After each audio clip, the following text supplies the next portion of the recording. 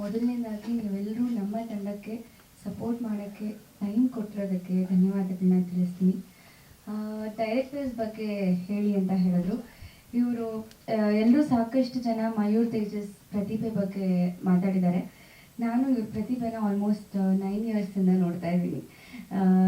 ನನ್ನ college juniors ಇಬ್ಬರೂ ನಾವು ಒಂದೇ ಥಿಯೇಟರ್ ತಂಡದಲ್ಲಿ ಇದ್ವಿ. ನಾನು ಮಯೂರ್ ಮ್ಯೂಸಿಕ್ ಟೀಮಲ್ಲೂ ಇದ್ವಿ, ನಾನು ಮಯೂರ್ ತೇಜಸ್ 3 ಜನ ಥಿಯೇಟರ್ ಟೀಮಲ್ಲಿ ಇದ್ವಿ. ಹಾಗಾಗಿ ನಾವು ಅವಾಗಲಿಂದ ತುಂಬಾ ಕ್ಲೋಸ್. ಅವ್ರು ಯಾವ್ಯಾವ ಪ್ರಾಜೆಕ್ಟ್ಸ್ ಮಾಡ್ಕೊಂಡು ಬಂದಿದ್ದಾರೆ, ಭಾವತೀರ ಯಾನಕ್ಕಿಂತ ಮುಂಚಿಂದನೂ ಅವ್ರು ಸಾಕಷ್ಟು ವಿಡಿಯೋ ಸಾಂಗ್ಗಳು ಮಾಡಿದ್ದಾರೆ, ಮ್ಯೂಸಿಕ್ ವಿಡಿಯೋಗಳನ್ನ ಮಾಡಿದ್ದಾರೆ. ಅದೆಲ್ಲದನ್ನು ನಾನು ನೋಡ್ಕೊಂಡು ಬಂದಿದ್ದೀನಿ. ನಾನು ಯಾವತ್ತು ಮೊದಲನೇ ವಿಡಿಯೋ ಸಾಂಗ್ ನೋಡಿದೆ ಅವತ್ತೇ ನಾನು ಡಿಸೈಡ್ ಮಾಡಿದೆ ಇವರು ಮುಂದೊಂದು ದಿನ ಖಂಡಿತ ದೊಡ್ಡ ಕಲಾವಿದರಾಗಿ ಬೆಳೀತಾರೆ ಅಂತ. ಭಾವತೀರ ಯಾನ ಸಿನಿಮಾದ ಸ್ಟೋರಿ ನನ್ನ ತನಕ ಬರುತ್ತೆ ಅಂತ ನಾನು ಕನಸಿನಲ್ಲೂ ಅಂದ್ಕೊಂಡಿರಲಿಲ್ಲ. ಯಾಕೆಂದರೆ ಅವ್ರು ಹೇಳಿದಾಗೆ ಇದು ಒಂದು ಚಿಕ್ಕ ಪ್ರಾಜೆಕ್ಟ್ ಆಗಿ ಶುರುವಾಗಿದ್ದ ಕಾರಣ ಅದರದ್ದು ಪ್ರೀಮಿಯರ್ ಶೋ ಕೂಡ ನಾನು ಹೋಗಿದ್ದೆ, ತುಂಬ ಇಷ್ಟಪಟ್ಟಿದ್ದೆ. ಆಮೇಲೆ ಒಂದು ಈ ಥರ ಪಾತ್ರ ಇದೆ ಅಂತ ನನಗೆ ಹೇಳಿದಾಗ ನನಗೆ ಈ ಪಾತ್ರನ ನಿಭಾಯಿಸೋಕ್ಕಾಗುತ್ತಾ ಅಂತ ನಾನು ಕೇಳಿದೆ. ಬಿಕಾಸ್ ಸಾಕಷ್ಟು ಸೀರಿಯಲ್ಗಳಲ್ಲಿ ಶೋಗಳಲ್ಲಿ ನನ್ನನ್ನು ನೀವು ನೋಡಿರ್ತೀರ, ತುಂಬ ಒಂದು bubbly character, girl next door ಆ ಥರ ಒಂದು ಪಾತ್ರಗಳಲ್ಲೇ ನಾನು ಕಾಣಿಸ್ಕೊಂಡಿರೋದು. ಈ ಒಂದು ಪಾತ್ರ ವಿರುದ್ಧ ನಾನು ಈ ಥರ ಯಾವ ಶೋನಲ್ಲೂ ನಾನು ಕಾಣಿಸ್ಕೊಂಡಿಲ್ಲ.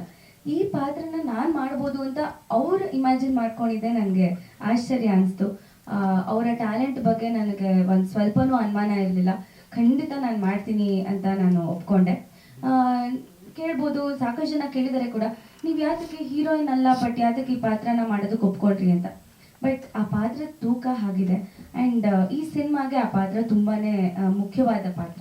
ಸೊ ಹಾಗಾಗಿ ನನಗೆ ಆ ಕ್ಯಾರೆಕ್ಟರೈಸೇಷನ್ ಆ್ಯಂಡ್ ಅವರ ಡೀಟೇಲಿಂಗ್ ಎಷ್ಟು ಹೋಮ್ವರ್ಕ್ ಮಾಡಿದ್ರು ಅಂದರೆ ಪ್ರತಿಯೊಂದು ಕಾಸ್ಟ್ಯೂಮ್, ಹೇರ್ ಸ್ಟೈಲ್, ಒಂದು ಇಯರಿಂಗ್ಸ್, ಕೈಗೆ ಏನು ಹಾಕಬೇಕು ಎಲ್ಲದನ್ನು ತುಂಬಾ ವರ್ಕ್ ಮಾಡಿದರು.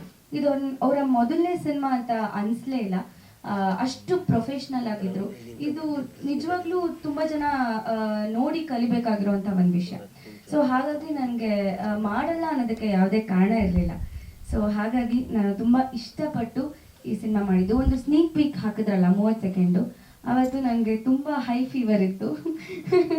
ತುಂಬ ಜ್ವರದಲ್ಲಿ ನಾನು ಮಾಡಿದ್ದು ಸೀನ್ ಅದು. ಇವಾಗ ನೋಡ್ದಂಗೆ ನಂಗೆ ಅದು ನೆನಪಾಯಿತು. ಸೊ ಇದೇ 21ನೇ ತಾರೀಕು ಈ ಸಿನಿಮಾ ರಿಲೀಸ್ ಆಗ್ತಿದೆ. ಖಂಡಿತ ನಿಮ್ಮ ಸಪೋರ್ಟ್, ಪ್ರೋತ್ಸಾಹ ತುಂಬಾ ಅಗತ್ಯ ಇದೆ ನಮ್ಮ ತಂಡಕ್ಕೆ. ದಯವಿಟ್ಟು ಸಪೋರ್ಟ್ ಮಾಡಿ. Thank you so much.